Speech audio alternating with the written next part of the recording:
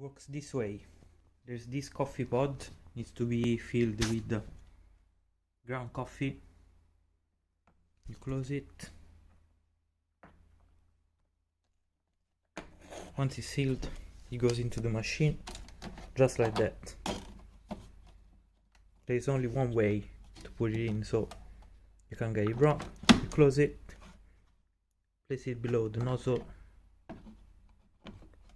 adjust, and only press the button once. And that's how it works. Just keep an eye on it.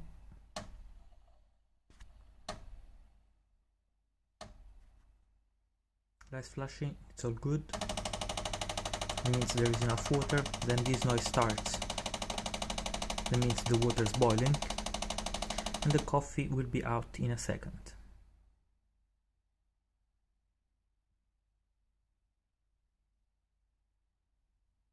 Just wait. Here it comes. You can see it.